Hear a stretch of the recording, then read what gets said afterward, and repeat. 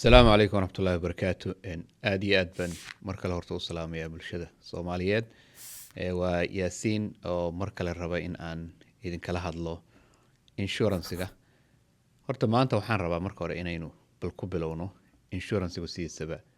محوية على يد هذا إنشورنس إن أدي أن سيكوبن أو أتفهمي كرتان أن إنشورنسيغا إذنكو معنايو وكونتراكتي idinka dhexeeya adiga iyo company waxaad bixinaysaa lacag billa ah monthly fee baad bixinaysaa insurance company baad siinaysaa insurancegaasina markii wixii dhibaato ah ee ku soo gaara ayuu bixinayaa ilaa iyo limitkii aad haysatay horta insurance in a nutshell haddii si kooban loo micneeyo saasuu noqonayaa contractiguna waxaa la yidhaahdaa waa laba geesood dhammaan shuruucdiisa oo dhan waxaa qora insurance companyga stateka iyo federaalka qofka muxuu ahay iibsanayana isagoo aqbalaada unbuu leeyahay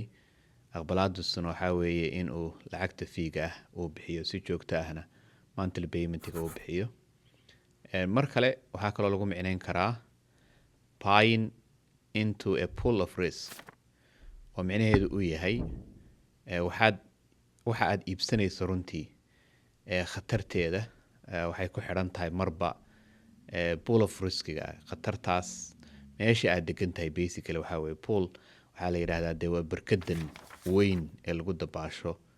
oo khatartii laga soo qaaday ayaa la yidhaahdaa pool marka khatartaas waxay ku xidhan tahay waxyaalo fara badan ayaa ku xidhan oo ma garanaysaa ayay risk factors ah ayaa ku xidhan marka waxaan rabaa taxane aan rabo inaan kaga hadlo maxaa saameyn ku yeesha sideedaba qiimaha insurancegayga maxaa saameeya